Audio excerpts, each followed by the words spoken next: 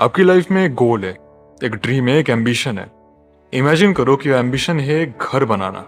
तो मेरे भाई, उस घर को बनाते वक्त ना उसकी दो सबसे ज्यादा मजबूत पिलर डिसिप्लिन और कंसिस्टेंसी ही होनी चाहिए। क्योंकि मेरी बात मानना, जिस इंसान के पास ये दो पिलर मजबूत ना हो, जैसे ही प्लेजर और डोपामिन का भूकंप आता है, उसका घर वहीं गिर जाना है। इस वीडियो में ट्रस्ट में काफी सिंपल तरीका बताने वाला हूं, और इस पूरे इंटरनेट का सबसे ज्यादा इफेक्टिव तरीका है कि कैसे आप अपनी लाइफ में डिसिप्लिन को इंट्रोड्यूस कर सकते हो। और मुझे माफ करना, मैं आपसे ये कड़वा सच बोल रहा हूं, लेकिन अगर ये तरीका आपकी लाइफ में डिसिप्लिन इंट्रोड्यूस नहीं कर पा रही है ना, तो इस पूरे इंटरनेट पर और कोई तरीका नहीं कर पाएगी। तो मेक श्योर कि इस वीडियो में जितने भी पॉइंट्स बता रहा हूं उसे एकदम ध्यान से सुनो और अभी के अभी अप्लाई करो। प्लीज अपनी जिंदगी बचा लो भाई, ज्यादा टाइम नहीं बचा। आपके माँ बाप बूढ़े हो रहे हैं, आप उनके सहारा हो। सबसे पहली बात, डिसिप्लिन क्या है तो मैं एक लाइन में समझा सकता हूँ। डिसिप्लिन का सिंपल सा अर्थ है कि जब आपकी लाइफ में डिस्ट्रैक्शन घिरी हुई हो, जब आपकी लाइफ में डोपामीन चारों तरफ फैला हुआ हो, आप उन सबको इग्नोर करके काम कर पा रहे हो। जब आपका मूड बोल रहा है कि भाई आज नहीं, तब भी आप काम कर पा रहे हो। जब आपका मन नहीं कर रहा है, तब भी आप काम कर पा रहे हो। This is called discipline. It's very simple. अब क्योंकि आपको डिसिप्लिन का मतलब समझ में आ गया है, तो अब इसे लाइफ में लेके आना आसान हो जाएगा। शुरू करते हैं। उससे पहले इस चैनल का मेन पर्पस क्या है? आपकी ग्रोथ।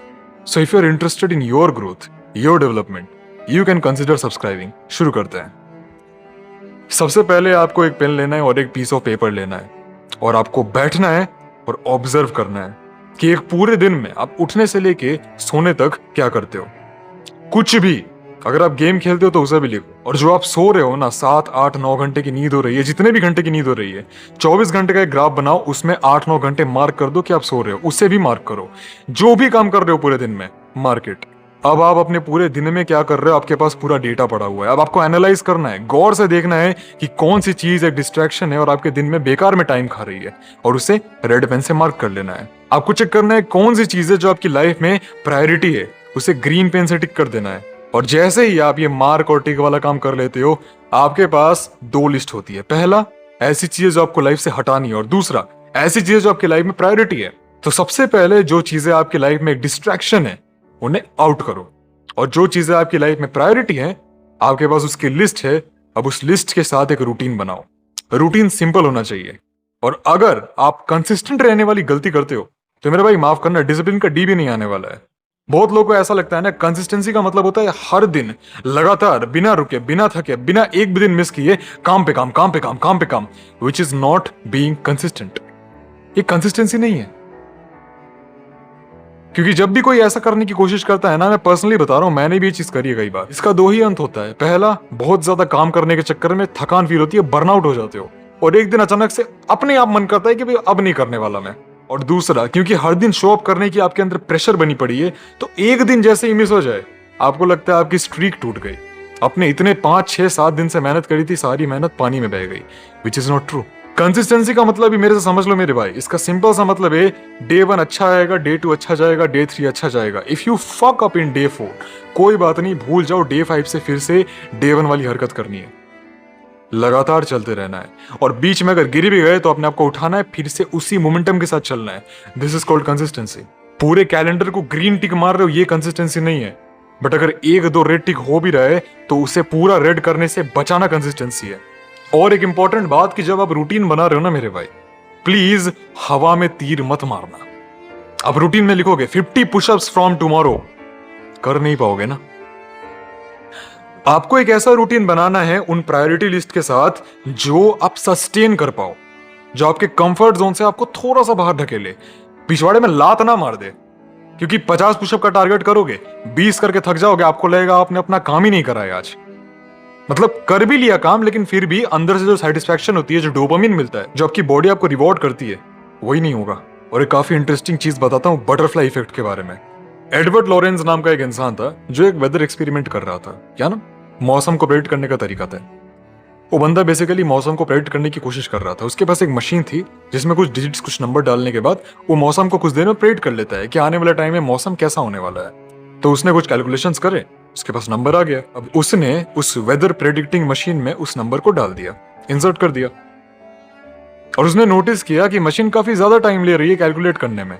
तो उसने जो नंबर था उसमें डेसिमल के बाद के लास्ट के कुछ डिजिट्स को हटा दिया, ताकि कैलकुलेशन थोड़ी फास्ट हो जाए। उसे लगेगा कि भाई डेसिमल के तो कुछ नंबर्स हैं, क्या फर्क पड़ेगा। उस बंदे ने क्या किया, फिर से उसी सेम नंबर को इंसर्ट किया, इस बार पूरा नंबर, कोई भी डिजिट वगैरह नहीं हटाया, और फिर से मशीन को रन किया। और उन दोनों रिजल्ट्स में आसमान जमीन का अंतर था। जिसमें डिजिट्स को हटाया गया था वो रिजल्ट बता रहा था कि मौसम काफी साफ होने वाला है, वेदर काफी सनी होने वाला है और मौसम नॉर्मल रहेगा। लेकिन जिसमें डिजिट्स को नहीं हटाया गया था भाई, उसमें प्रेडिक्ट किया गया कि एक टोर्नाडो यानी एक तूफान आने वाला है। समझ रहे हो? इसमें आप साफ साफ देख पा रहे हो कि भाई एक छोटी सी चीज भी फ्यूचर को कितना ज्यादा चेंज कर दे रही है। And this is called the butterfly effect. उस बुक में प्रूफ कर दिया गया है साइंटिफिकली, स्ट्रेटेजिकली, कि अगर आज एक छोटी भी अच्छी हैबिट कर लेते हो तो वो चीज कंपाउंड होकर आपके फ्यूचर को भयंकर तरीके से अफेक्ट कर सकती है। मैं आपको एक और कॉन्सेप्ट समझाना चाहता हूं जो आपके इस डिसिप्लिन वाले कॉन्सेप्ट को और भी ज्यादा मजबूत कर देगा। सोशल मीडिया में आप देखते हो कि यार लोग अपने ही विंस पोस्ट कर रहे हैं, अपनी बॉडी पोस्ट कर रहे हैं, है ना, प्ले बटन वगैरह पोस्ट कर रहे हैं, और आप देखते हो इन लोगों को, आपको डिमोटिवेशन फील होता होगा शायद कि भाई मेरे ही एज के हैं लेकिन इन्होंने इतना सब कुछ अचीव कर लिया, मैं नहीं कर पा रहा, मैं शायद इनसे ज्यादा मेहनत करता हूं, मैं तो फेलियर निकला। मैं आपको एक सिंपल तरीका बता रहा हूं, ये जो कंपैरिजन कंपटीशन वाला हरकत कर रहे हो ना, इसे ठीक करने का। मैं आपको कंपैरिजन करने से नहीं रोकूंगा, क्योंकि जब तक आप खुद को कंपेयर नहीं करोगे पिछवाड़े पे लात नहीं पड़ने वाली है, और ना ही आपके अंदर वो इंट्रिंसिक मोटिवेशन आएगी कि भाई काम कर काम कर। आपको अपना कंपटीशन उन लोगों को रखना है जो इंस्टाग्राम पे दिखते हैं। इससे क्या होगा, आपका स्टैंडर्ड बहुत ही हाई सेट होने वाला है।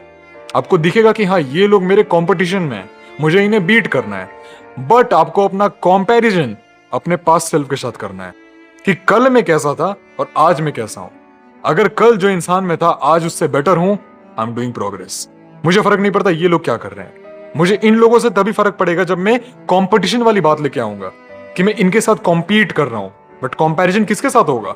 अपने पास सेल्फ के साथ। इसे हमेशा याद रखना। पहला जो डिमोटिवेशन आपके अंदर आती है इंटरनेट पे लोगों को देख के कि वो लोग ये सब अचीव कर रहे हैं, वो बिल्कुल भी नहीं आने वाली है, उल्टा मोटिवेशन आने वाली है। और दूसरा, इससे आप ज्यादा डिसिप्लिन, ज्यादा कंसिस्टेंट और ज्यादा ही इंजॉयबल वे में अपने सक्सेस को परस्यू कर पाओगे। और कंसिस्टेंसी के ऊपर मैंने एक बुलेट प्रूफ गाइड बना के रखी है, मेरा मानना है पूरे यूट्यूब पे सबसे बेस्ट गाइड है। Click here, watch that video. तब तक के लिए स्टे स्ट्रॉन्ग, उखाड़ते रहो।